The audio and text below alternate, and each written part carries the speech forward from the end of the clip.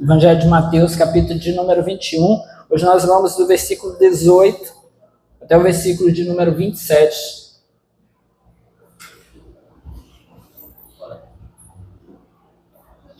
Nosso tema hoje é o juízo e a autoridade do rei. Mateus 21, versículo 18 até o versículo de número 27. Todos acharam? Vamos ver. De manhã cedo, quando voltava para a cidade, Jesus teve fome. Vendo uma figueira à beira do caminho, aproximou-se dela, mas nada encontrou a não ser folhas. Então lhe disse: nunca mais dê frutos. Imediatamente a árvore secou. Ao verem isso, os discípulos ficaram espantados e perguntaram: como a figueira secou tão depressa? Jesus respondeu: eu asseguro que se vocês tiverem fé e não duvidarem, poderão fazer não somente o que foi feito à figueira, mas também dizer a este monte: levante-se e atire-se no mar, e assim será feito. E tudo que pedirem em oração, se crerem, vocês receberão. Jesus entrou no templo e, enquanto ensinava, aproximaram-se dele os chefes dos sacerdotes e os líderes religiosos do povo e perguntaram: com que autoridade estás fazendo essas coisas? E quem te deu tal autoridade? Respondeu Jesus: eu também farei uma pergunta. Se vocês me responderem, eu direi com que autoridade estou fazendo estas coisas. De onde era o batismo de João? Do céu ou dos homens? Eles discutiam entre si, dizendo: se dissermos do céu, ele perguntará: então por que vocês não creram nele? Mas se dissermos dos homens, temos medo do povo, pois todos consideram João um profeta. Eles responderam a Jesus: não sabemos. E ele lhes disse: tampouco direi com que autoridade estou fazendo estas coisas. Vamos orar? Senhor, essa é a tua palavra, nós estamos aqui em tua presença nessa hora, pedindo ao Senhor nessa noite, mais uma vez, a tua graça, a tua direção e do teu favor sobre as nossas vidas, para que em nome de Jesus nós sejamos fortalecidos nessa hora, possamos ser cheios da tua presença, levados a compreender a tua palavra, a tua santa vontade, para que em nome de Jesus nós possamos viver lá fora aquilo que o Senhor espera de nós. Pai amado, nós oramos e em nome do Senhor Jesus repreendemos tudo que não presta e que não vem de ti. Todo pensamento ruim, todo medo, apreensão, ansiedade, dor, toda preocupação com as coisas lá fora. Nós oramos e repreendemos esse lugar das nossas vidas e das nossas mentes nessa hora. Pedimos ao Senhor que nessa noite, mais uma vez, apenas a tua palavra e o teu Santo Espírito tenham lugar para agir e reinar no meio de nós. Amém e amém. Bom, meus irmãos, como comentamos no culto domingo retrasado, né, domingo passado foi a conferência, domingo retrasado, nós estávamos aí no início do capítulo de número 21, e nesse capítulo nós vimos que tem o início, a chamada Semana da Paixão, né? Jesus finalmente chegou a Jerusalém, 5 dias aqui antes da sua morte, foi recebido, nós vimos aí a entrada triunfal, como Jesus chegou a Jerusalém, e nós vimos também que após a sua entrada triunfal, há o episódio aí da purificação do templo, onde Jesus vai em direção ao templo e expulsa dali os cambistas, né, derruba suas mesas, expulsa aqueles que estavam ali vendendo e barganhando ali tudo que era possível ali colocar, então, como oferta no templo. Nós vimos ali que existia uma certa trama, né, entre os líderes religiosos, né, os sacerdotes que acabavam rejeitando o que as pessoas levavam, e uma vez rejeitado aquilo que as pessoas levavam, era necessário que as pessoas fossem lá fora e fossem até os cambistas, e nos cambistas, então, comprassem para poder ofertar ali ao Senhor, e soubemos então que isso era uma trama que estava acontecendo ali. Por conta disso, então, Jesus reprovou toda essa atitude e buscou então purificar o templo, expulsando aquelas pessoas que estavam ali, fazendo aquilo que era contrário à verdade e à vontade de Deus. Nós vimos que Jesus aqui, embora esteja indo para a morte, há um prazer em Jesus em cumprir, então, o que o Pai havia lhe ordenado. Então, ele vai fielmente, ele segue fielmente aquilo que Deus havia ordenado. Ele sabe que está próximo à sua morte, mas ele sabe que isso é, então, necessário para que se cumpra tudo aquilo que o Pai havia determinado para, então, que pudesse ser alcançada a salvação dos homens. Mas nós vemos agora, no versículo de número 18, onde o texto nos diz que de manhã cedo, quando voltava para a cidade, Jesus teve fome. Por que Jesus precisou voltar à cidade? O texto nos diz no versículo de número 17 que Jesus saiu a cidade em direção a Betânia, que era uma cidade próxima. Jesus sai de Jerusalém e vai a Betânia, onde passa então a noite. Betânia era justamente a cidade onde Jesus tinha ali amigos. Lázaro, Marta, Maria, seus amigos moravam naquela cidade, talvez tivesse ali também outros amigos. Jesus então aproveita que está próximo a Betânia e vai então até aquela cidade passar a noite, era uma cidade próxima. E Jesus faz isso provavelmente porque depois de ter feito tudo o que fez ali no templo, certamente os líderes religiosos que já vêm numa trama, há algum tempo, tentando encontrar Jesus em alguma falta para matá-lo, é muito provável que esses líderes religiosos estivessem ali continuamente tentando agora encontrar alguma falta, encontrar alguma oportunidade para pegar Jesus. Talvez os próprios conhecidos ou amigos de Jesus em Jerusalém tivessem algum receio de recebê-lo então naquela cidade depois de tudo que aconteceu. Por isso, então, é bem provável que esses tenham sido os motivos que levaram Jesus a ir até Betânia. Mas, meus irmãos, quando nós estamos dentro do propósito de Deus, nem os inimigos, nem as ofensas, nem as obras que vêm contra nós vão deter o plano de Deus e a vontade do Senhor. Por isso, Jesus, então, retornou a Jerusalém no dia seguinte. Ele não foi parado, não foi tirado, então, do seu plano. Ele apenas está resistindo de alguma maneira para que as coisas não sejam antecipadas. Por isso vai até Betânia, mas volta logo no dia seguinte, a despeito aí de toda a maldade dos seus inimigos, volta então no dia seguinte para Jerusalém. E aí então, que nesse momento se passa aí a história da figueira seca, ou figueira estéril, o texto que está aí a partir também do versículo de número 18. O texto inicia dizendo que Jesus volta para a cidade e teve fome ainda no versículo 18. Jesus volta para a cidade e tem fome. Ora, meus irmãos, embora seja Jesus Deus e homem ao mesmo tempo, durante o seu ministério terreno, como homem, Jesus então estava sujeito às fraquezas da sua natureza humana. Provavelmente, muitas vezes, Jesus saiu nessa condição, uma condição de fome, na verdade, uma condição de jejum, porque estava ele continuamente tentando, então, fazer a vontade do Pai, fazendo a vontade do Pai. Ele mesmo diz, lá em João capítulo 4, versículo 24, que o seu alimento era fazer a vontade do Pai. Então, a dedicação do Senhor Jesus era estar fazendo a vontade do Pai. Nesse momento aqui, depois que chega a Jerusalém, vindo de Betânia, naquele dia de manhã, Jesus, então, o texto nos diz que teve fome. Mas aqui Jesus não teve apenas a fome carnal. A sua fome aqui, ela tem um propósito. Jesus teve fome, muito provavelmente, para ter a oportunidade de realizar esse milagre que nós vamos ler aqui no texto. E para nos dar também o exemplo da sua justiça e do seu poder por meio desse feito que nós veremos agora diante dessa figueira. Ora, tanto a purificação do templo, que nós vimos aí no último culto em Mateus, quanto a condenação da figueira, que nós estamos vendo aqui nesse texto, foram atos simbólicos da parte de Jesus que ilustraram, então, a triste condição pela qual estava passando Israel no quesito espiritual. Israel estava em uma condição espiritual deprimente, e tanto a ocorrência da purificação do templo, quanto agora a ocorrência diante dessa figueira, ilustram isso. Por que nós podemos dizer que Israel está nessa condição? Porque Israel foi posto diante de privilégios da parte de Deus. Deus os escolheu como povo.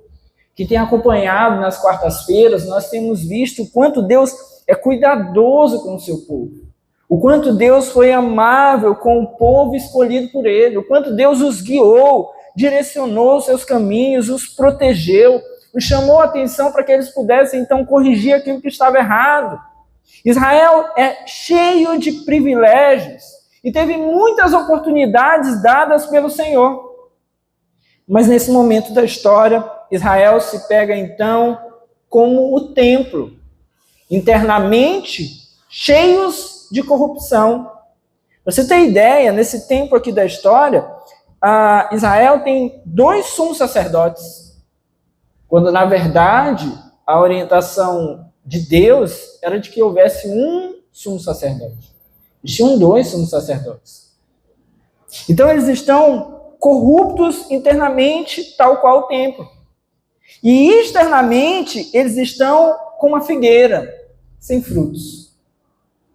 Eles têm o templo, eles têm o nome de Deus carregando, eles têm toda a tradição, eles têm a lei, então eles conseguem passar uma imagem externa de que realmente eles são ainda povo de Deus. Porém, junto com essa aparência externa, vem a falta de frutos.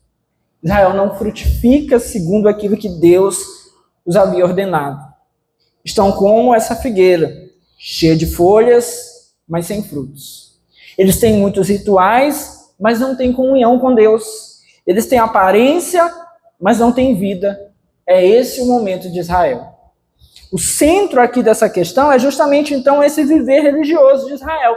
Especialmente essa questão do templo. De fora tem toda essa grandiosidade, tem toda a folhagem, mas de perto tem aquilo que Jesus viu. Dentro do templo tem essas pessoas com os corações endurecidos, cheios de falsidade, fingimento, cegueira espiritual, dados ali a todo aquele comércio, deixando Deus de lado e até planos de assassinato. Porque os líderes religiosos que estão ali comandando o templo são justamente esses que estão tramando contra Jesus, querendo matar Jesus, querendo pegar Jesus para então tirar a sua vida. É isso que está acontecendo ali internamente. E isso tudo então demonstra como é o Israel do tempo de Jesus. Mas, meus irmãos, todos os milagres que nós vimos de Jesus até aqui, eles tinham sido utilizados ou realizados para o bem do homem. Eles provaram, então, a graça divina, eles provaram, então, o poder e o favor do Senhor sobre as pessoas. Foram inúmeros milagres que nós temos visto aqui em todo o Evangelho de Mateus. Desde o ano passado que nós estamos estudando esse livro, nós vimos muitos milagres. Todos esses milagres, então, foram feitos para o bem dos homens. Mas nesse momento agora, Jesus quer demonstrar mais aspectos acerca de si. Ele já demonstrou a sua graça, seu poder, seu favor, seu amor, mas Jesus deseja agora, nesse momento aí do seu ministério, demonstrar também que a ele compete o julgamento e que ele é capaz não somente de salvar, mas também de julgar e de condenar aqueles que dele se distanciam. Não podemos, meus irmãos, falar de Jesus amoroso, gracioso, bondoso, sem falarmos também que ele é justo, correto e tem poder também para a condenação daqueles que vivem distantes dele. Tudo isso diz respeito ao nosso Deus. E nós não podemos tratá-lo sob um aspecto apenas e esquecer dos demais. Temos que tratar e conhecer Deus em toda a sua completude. Claramente, Jesus não vai fazer isso nesse momento sobre os homens, porque ainda não era chegado o tempo.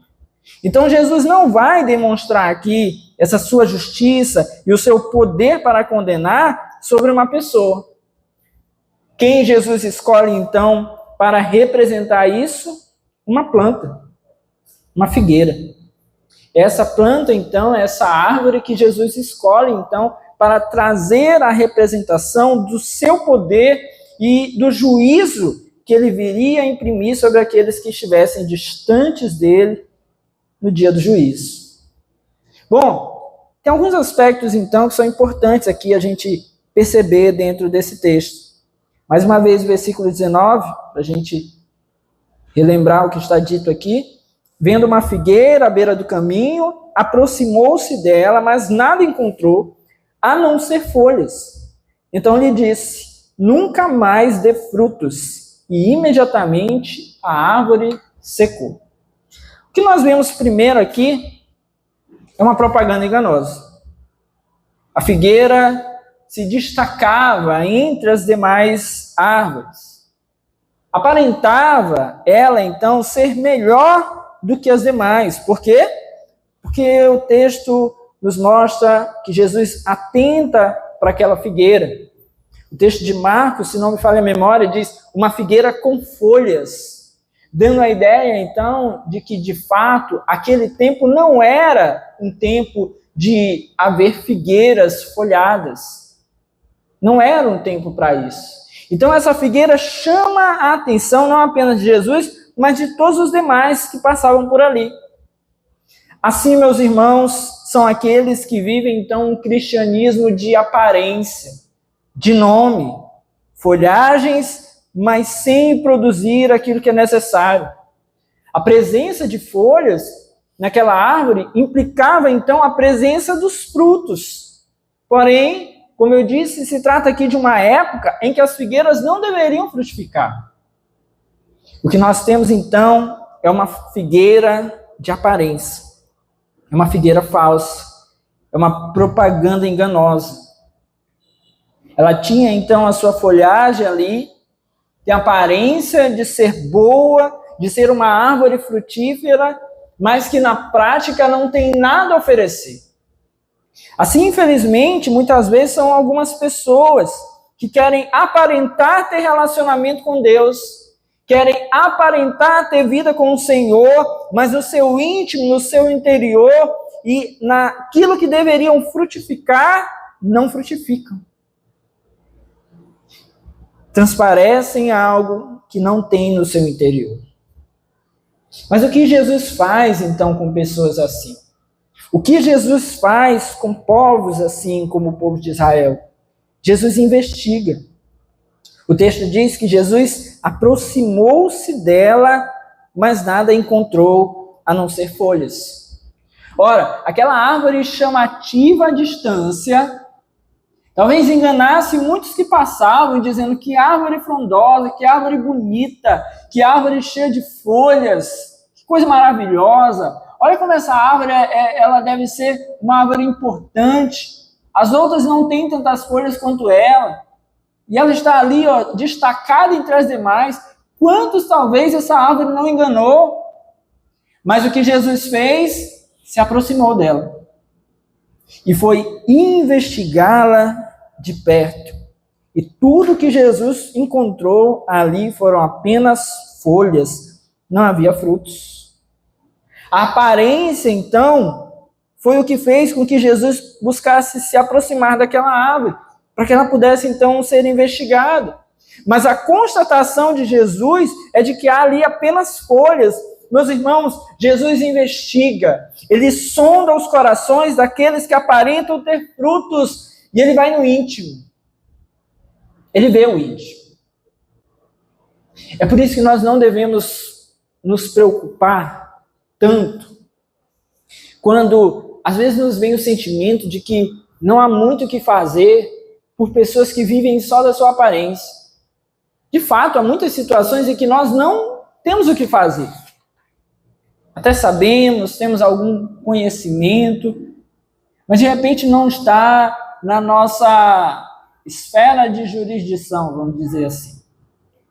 De repente, alguém que está aí na internet, enganando pessoas, pregando mentiras, E a gente diz assim, ninguém faz nada, ninguém age, ninguém mexe com essa pessoa.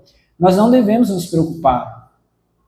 O Senhor é aquele que vê as árvores que estão só as folhas, só a aparência, e vai lá investigar os seus corações.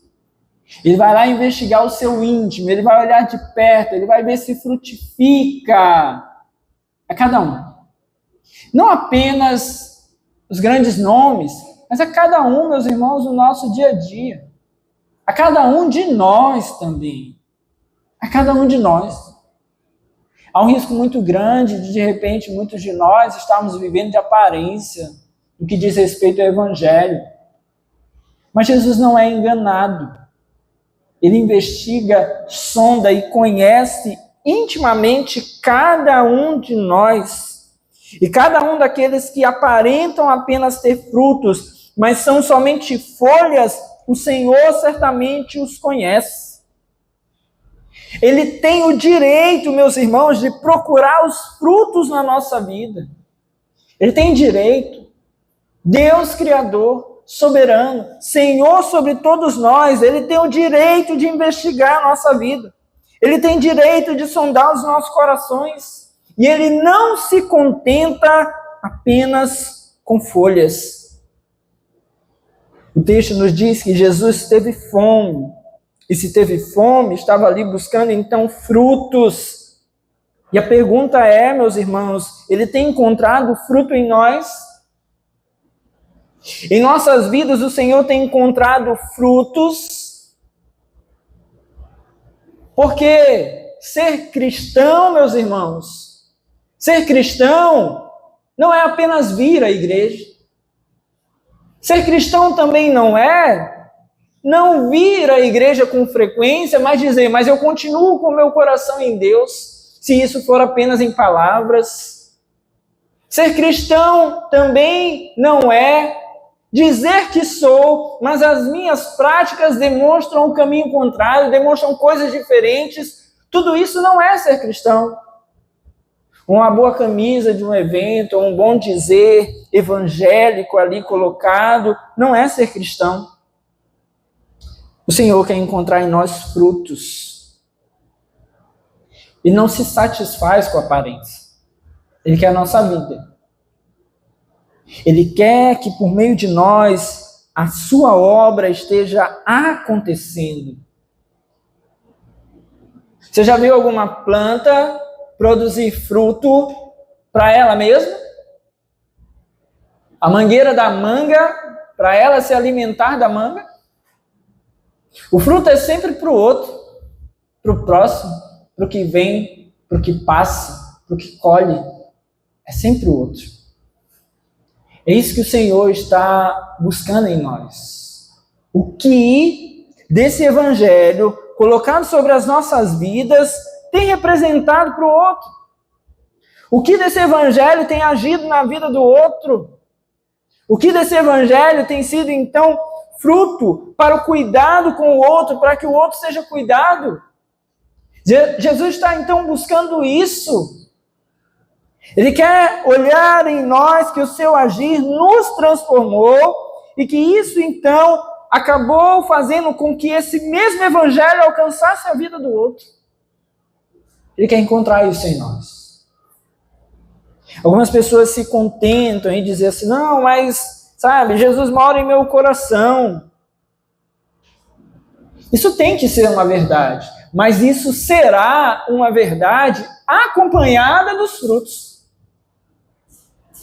Se for apenas em palavras, será como essa árvore aqui, somente folhas. Se Jesus está em meu coração, for apenas uma expressão que a gente usa para justificar a nossa falta de prudência, de dedicação, de empenho, de zelo, de amor ao Senhor, e então frutos, obras, será apenas folhagem. E o Senhor não quer encontrar apenas folhas. Ele tem o direito de procurar em nós frutos, porque Jesus não se satisfaz com as aparências. Nós, infelizmente, nos satisfazemos muitas vezes com as aparências. Olhamos aquela pessoa assim que, sabe, parece ser de Deus e nos contentamos com isso. Comecei a ler um livro agora, que ele fala a respeito da família pastoral. Nos primeiros capítulos, o autor introduzindo ali, ele traz uma questão bem delicada.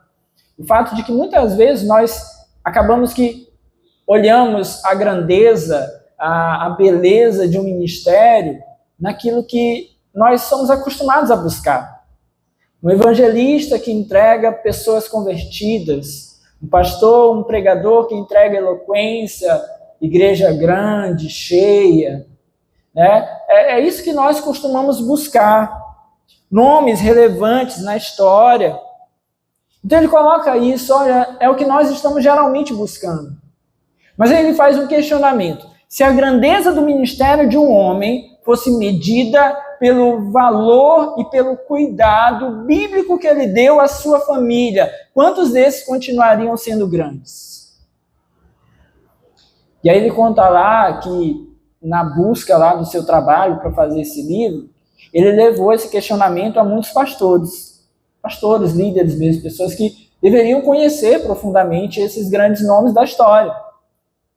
E a imensa maioria jamais considerou pensar sobre cada um desses grandes nomes se essas pessoas eram verdadeiramente pessoas que amavam a sua família, que cuidavam da sua família. E ele traz 3 exemplos lá, eu não vou citar o nome, porque assim, tem todo um contexto no livro, né? Isso pode causar confusão, e você dizer assim, nunca mais eu quero escutar esse cara. Mas ele traz 3 grandes nomes lá da história. 2 grandes pregadores, né? E traz o nome de um evangelista. Os 2 grandes pregadores, ele conta detalhes da vida desses homens. Um deles, inclusive, estava contido no seu diário particular, que está aí nos registros também históricos, né? Quem buscava encontrar lá sobre essa pessoa, um grande nome da história da igreja. E que lá no seu diário estava escrito exatamente assim, eu não consigo compreender que um homem, que um pastor da minha denominação, ele fala, se eu falar a denominação, vai entregar para você, que um pastor da minha denominação considere voltar um dia antes para sua casa ou considere pregar um sermão a menos porque é alguém casado. Ele considerava simplesmente que estar na obra, estar lá, cumprindo a obra de Deus, era muito maior do que a sua família, como se a família não fosse obra. Um outro grande nome que ele cita, fala, o registro histórico da sua biografia aponta para o fato de que ele postergou o seu casamento por muito tempo, porque ele considerava que quando ele casasse, ele não ia conseguir viver a obra que ele considerava fundamental. E foi realmente um grande nome na história. Mas ele postergou o seu casamento. E o que aconteceu quando ele casou, aconteceu exatamente aquilo que ele sabia que ia acontecer. Várias vezes ele teve que escrever a pessoas e igrejas dizendo, não poderei ir porque sou casado. Ficou meio irônico até lá. E um terceiro nome lá que ele cita, esse um grande evangelista, viajou em muitos países, fez muitas missões em vários países, especialmente na África, conta a respeito do desleixo que esse homem tinha com a sua família. Que muitas vezes levou ele, a sua família para cidades, lugares, onde eles passaram muita necessidade mesmo. Mas a questão não é apenas a família estava passando necessidade. A questão é que muitas vezes ele considerava que a mulher tinha que ficar a si mesmo, que ela tinha que aceitar. Ele mesmo não tinha cuidado com a família dele. E aí, como nós costumamos dizer e ouvir, ganhou muitas almas. Mas a sua mulher, seus filhos adoeceram muitas vezes, perdeu um filho com desinteria na cidade de Calcutá.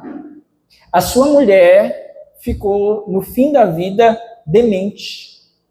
Depois de tantos transtornos de, hoje nós entendemos, né, depressão e ansiedade, que ela tinha no campo missionário. E ele não cuidava da sua família, não cuidava, entendia que ela tinha que ficar lá mesmo, então ele saía para as missões e deixava a família lá, e ela adoecendo. O que eu quero falar com isso para você? A questão é, será que o Senhor encontrará em nós frutos ou encontrará em nós apenas folhagem? Será que nós estamos vivendo aparência, mas quando Jesus nos investiga, o nosso coração é vazio, é sem fruto? Ou será que o Senhor vai encontrar mesmo em nós frutos? É isso que nós precisamos buscar e compreender hoje aqui. Jesus, por fim, condenou aquela planta. Diz ainda o versículo 19, nunca mais dê frutos. E imediatamente a árvore secou. A figueira recebeu aqui uma dupla condenação. Jesus, lá no Evangelho de Marcos, conta a mesma história, mas Marcos diz que ela secou desde a raiz. Ela secou desde a raiz, ou seja, a sua falência aqui foi completa e irremediável. Jesus a condenou completamente. E Jesus também a sentenciou a ficar como estava. Nunca mais dê frutos. Em outras palavras, fique como está. Meus irmãos, a pior condenação de Deus para o homem é permitir que o homem fique como está. No dia do juízo, no grande dia do Senhor, quando a palavra nos diz que o Senhor vai dizer, apartai-vos de mim, sabe o que isso significa? Que ficarão apartados do Senhor para sempre, aqueles que apartados estavam de Deus. Não serão pessoas que estavam com o Senhor e serão apartadas. São aqueles que estavam apartados de Deus em suas vidas, em seus corações, na sua prática diária, que ficarão da maneira como estavam, apartados. O inferno, então, meus irmãos, é um lugar para condenação, sim, mas é um lugar para aqueles que já estavam distantes de Deus em sua vida, que escolheram ao longo da sua vida viver longe do Senhor. Ali, então, está o lugar, o inferno. Queriam tanto viver longe do Senhor, viverão, então, eternamente distante de Deus. Essa é a condenação do Senhor. A figueira ficaria como estava. Nós podemos também, há um entendimento teológico muito presente nesse texto, compreender essas palavras de Jesus como uma profecia para a nação judaica. Uma vez que nós já falamos no começo que tanto esse texto quanto o texto da purificação do templo referem-se, apontam para a rejeição de Jesus, as obras que o povo de Israel vinha tendo. Esse texto, então, ele pode ser compreendido como uma profecia, porque a nação judaica haveria de ser julgada por não ter produzido o fruto que seria esperado por esse povo tão privilegiado por Deus. Eles professavam que estavam esperando o Messias, mas como o próprio texto bíblico nos diz em João 11, ele veio para os seus, mas os seus não os receberam. Foi o povo de Israel que então rejeitou o Senhor Jesus, rejeitou o Messias enviado de Deus. Eles estavam com seus corações endurecidos. Eles tinham folhagem, mas não tinham frutos. Há então aqui uma condenação sobre eles. Nós podemos ver o resultado disso quando logo no primeiro século eles perderam até o templo. Nós não podemos, meus irmãos, então, considerar o Israel hoje como o Israel de Deus que nós vemos no Antigo até o Novo Testamento, até esse momento da história. Não. O povo de Deus hoje é a igreja de Deus, é todo aquele que crê. Veio para os que eram seus, mas os seus não os receberam. Mas a todos quanto receberam, aos que creram em seu nome, deu-lhes o poder de serem feitos filhos de Deus. Esse é o povo de Deus. Todos aqueles que creram. Quer anteriormente judeus ou não, mas em nosso tempo, todos aqueles que crerem no Senhor Jesus, esses são o seu povo. Aos que o rejeitam, restará então a condenação eterna, tal qual ocorreu aqui com essa figueira. Nós vemos aqui também, meus irmãos, o poder de Deus. Veja o versículo 20. Ao verem isso, os discípulos ficaram espantados e perguntaram: como a figueira secou tão depressa? Vemos aqui o espanto dos discípulos. Algumas versões dizem que eles ficaram maravilhados com a forma como Jesus fez aqui tudo de uma maneira tão imediata. Não havia nada que sinalizasse que aquilo poderia ser feito. Esse texto, então, aponta também para esse poder de Deus. O poder transformador do Senhor, assim como o seu poder de condenação também. Ele tem poder para cumprir, então, os seus decretos. Nós não podemos desfazer dos decretos do Senhor. Se a palavra diz, se o Senhor assim então disse, determinou, nós temos que crer que Ele tem poder para realizar, então, todas as coisas segundo a sua palavra. Mas esse trecho, então, termina com uma lição de Jesus acerca de fé. Ele utiliza, então, essa oportunidade para fortalecer a fé dos seus discípulos. Veja o versículo 21. Jesus respondeu: eu asseguro que se vocês tiverem fé e não duvidarem, poderão fazer não somente o que foi feito à figueira, mas também dizer a este monte: levante-se, atire-se no mar, e assim será feito. Bom, Jesus mostrou então aos seus discípulos como ter um relacionamento correto com Deus por meio da fé. Meus irmãos, ninguém se aproxima do Senhor sem crer que Ele existe. O caminho para a proximidade com o Senhor, para a aproximação com o Senhor, é por meio da fé. Não há outro caminho. Aquele que quer viver uma vida com o Senhor, ora confiando, ora desconfiando, titubeando ali na sua fé, não se aproximará de Deus. É necessário haver entrega para a fé, para a confiança no Senhor. Por isso Jesus diz: eu asseguro que se vocês tiverem fé e não duvidarem, porque duvidar do poder e da promessa de Deus, meus irmãos, é a grande transgressão que vai deteriorando a eficiência e o sucesso da fé. Não dá para dizer assim: eu tenho fé, mas tem hora que eu estou duvidando. As coisas não acontecem dessa maneira. Ninguém, então, pode se aproximar do Senhor sem crer. E se nós, então, agirmos com dúvida, a nossa fé é deficiente. É necessário crer. É necessário buscar, então, demonstrar essa confiança. O Senhor nos chama, então, a isso. Por meio da demonstração do seu poder, ao fazer, então, cumprir a sua palavra sobre aquela figueira, Jesus nos chama a ter fé nesse poder, não duvidando. Se não duvidarmos, diz ele, poderão fazer não somente o que foi feito à figueira, mas também dizer a este monte: levante-se, atire-se no mar, e assim será feito. Bom, meus irmãos, é importante a gente compreender aqui esse texto. O que o texto está querendo nos dizer é que a fé no que Deus pode fazer, ela é poderosa. Há poder em ter fé no poder de Deus. É claro que a figura que Jesus está usando aqui, alguns teólogos apontam que isso remetia a uma espécie de um provérbio judeu da época.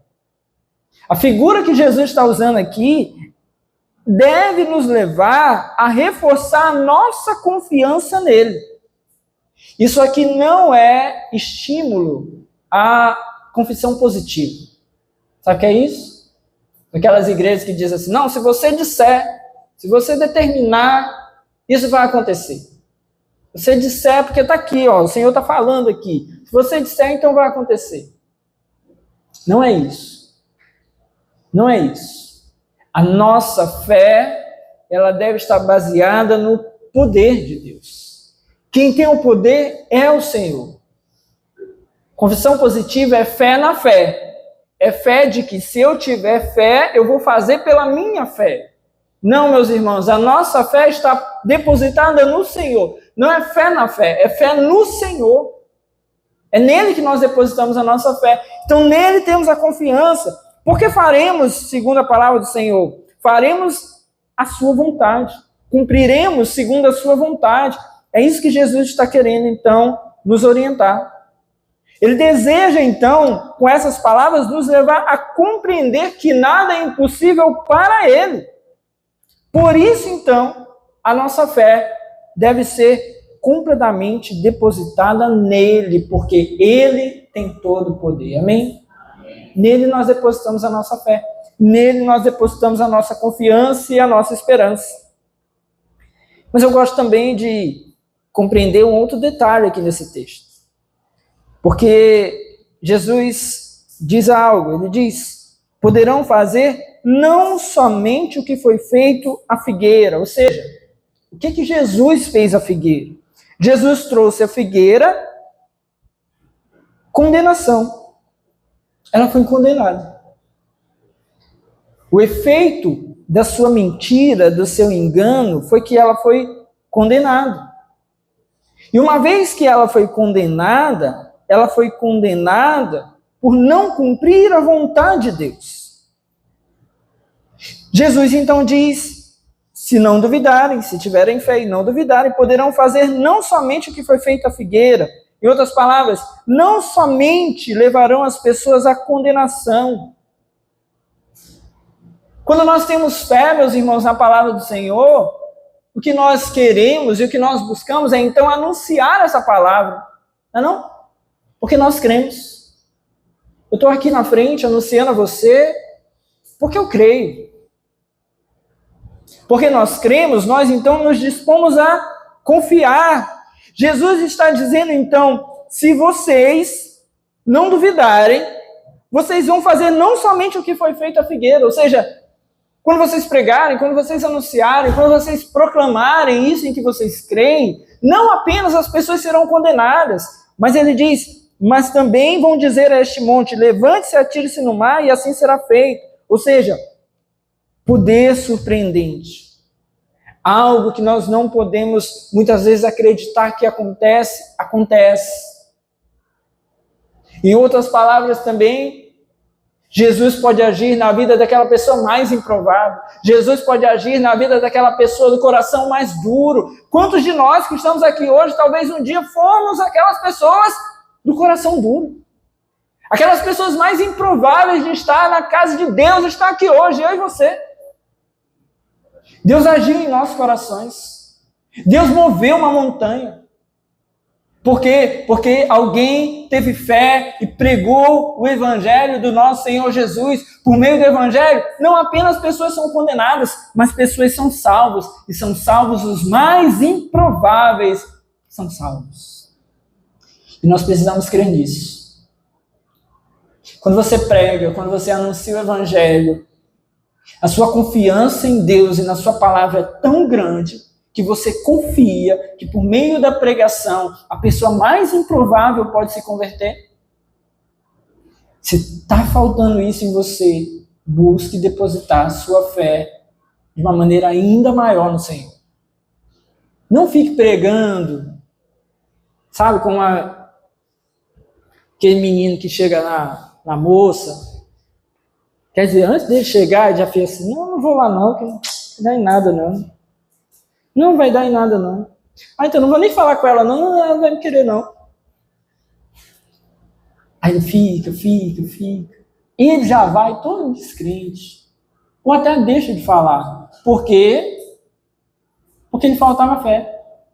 Não acreditava que poderia acontecer. Nem ele acreditava que poderia acontecer. Como que iria acontecer? Pulo agora o exemplo ridículo que dei para você, mas só para você entender que é assim que muita gente acaba pregando o evangelho. Nem ele acredita.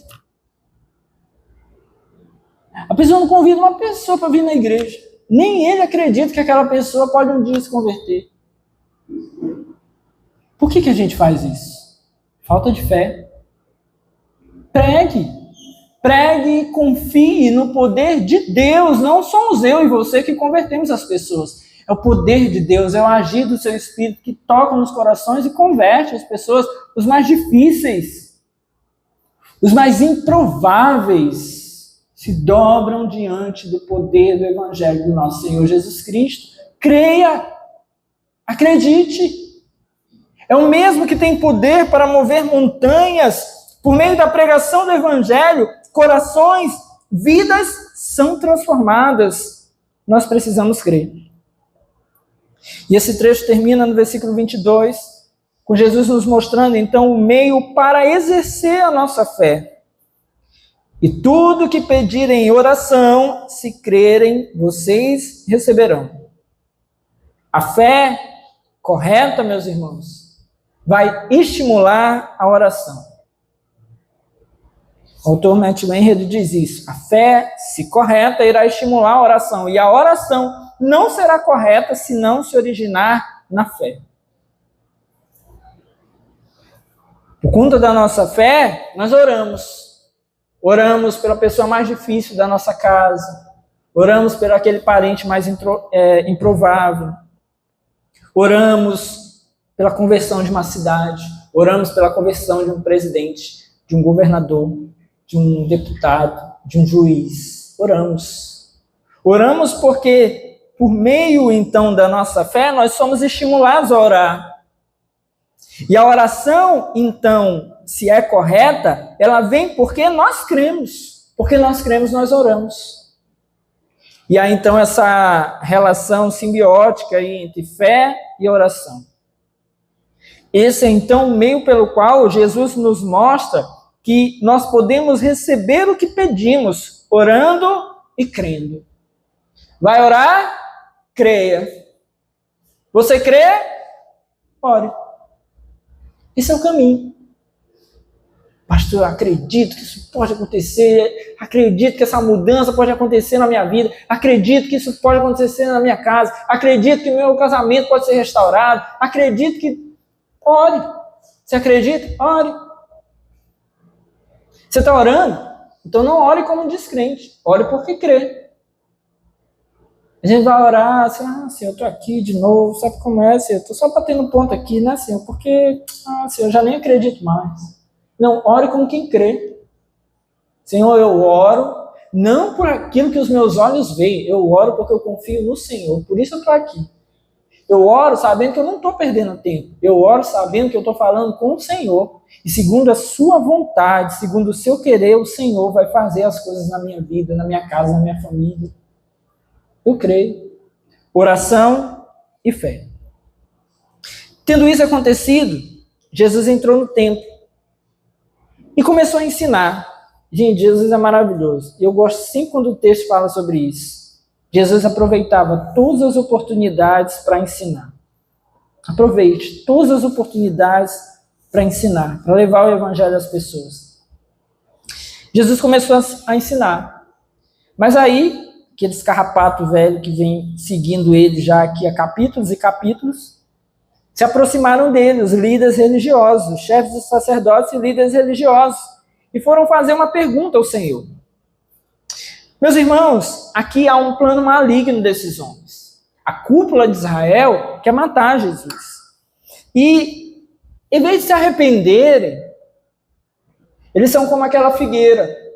Folhas, mas não tem frutos. Não se arrependem, não dobram o seu coração. Jesus faz o que faz, prega o que prega, ensina o que ensina, faz os milagres, as maravilhas. Esses homens vêm, mas eles não se arrependem, não dobram o seu coração. O que eles fazem, então, mesmo sendo confrontados com tudo isso que Jesus está fazendo, eles querem tramar a sua morte. Seus corações estão endurecidos. Eles não querem saber do Senhor. Então eles vão perguntar a Jesus. Trazem uma pergunta maliciosa, uma trama ali, para pegar Jesus dentro do templo. Eles queriam achar alguma coisa para acusar Jesus. Então perguntaram, final do versículo 23, com que autoridade está fazendo essas coisas? E quem te deu tal autoridade? Ao que eles estavam se referindo, especialmente aquilo que havia acontecido no templo. Como assim você chegou aqui e derrubou as bancas? Como assim você expulsou os cambistas, os vendedores? E como assim, depois disso, você começou a curar as pessoas aqui dentro? O versículo 14 diz que os cegos e os mancos aproximaram-se dele no templo e ele os curou. Então Jesus não apenas expulsou aquelas pessoas que estavam ali, fazendo tudo de errado, mas Jesus também começou a curar as pessoas que estavam necessitadas de fato ali. Então eles perguntam com que autoridade está fazendo essas coisas? Quem te deu tal autoridade? Jesus, então, meus irmãos, vai responder a eles e responde com uma outra pergunta. Jesus não fugiu do foco aqui. Veja aí a pergunta de Jesus, versículo 24. Eu também farei uma pergunta. Se vocês me responderem, eu direi com que autoridade estou fazendo essas coisas. E aí a pergunta de Jesus. De onde era o batismo de João? Do céu ou dos homens? Bom, Jesus não fugiu daquilo que era o foco da questão. Por que Jesus não fugiu? Parece aqui ser um assunto distante, mas não é. Por quê? Porque o povo de Israel, embora esteja esse momento aqui, a grande maioria deles não reconhecem Jesus como Messias enviado, mas respeitavam João Batista. Respeitavam João Batista como um grande profeta. Jesus, então, vai colocar essa questão aqui, por quê? Porque foi no batismo de João que ficou ali sacramentada, ficou demonstrada a todo o povo a autoridade de Jesus. E que a sua autoridade vinha de Deus. Que João Batista estava apontando para ele, e que veio como precursor do ministério de Jesus, o Messias enviado de Deus. Você lembra do texto? Que diz que os céus se abriram, uma voz veio do céu, dizendo, esse é o meu filho amado, em quem tenho prazer. Foi naquele momento ali que ficou demonstrada aos homens a autoridade de Jesus, e que a sua autoridade vinha dos céus. Exatamente por isso, Jesus pega então essa questão. Exatamente por isso, Jesus traz isso. De onde era o batismo de João? Do céu ou dos homens? Jesus traz isso.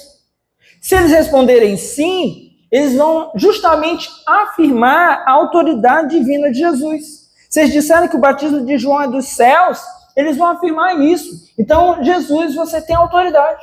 Mas eles não querem afirmar isso. E eles sabem. Eles sabem o problema em que eles se meteram aqui com Jesus. Com as suas palavras. O que eles fazem? Encurralados, então, eles preferem mentir. Eles traem as suas próprias consciências. Veja o versículo 25 ainda. Eles discutiam entre si, dizendo, se dissermos do céu, ele perguntará, então por que vocês não creram nele?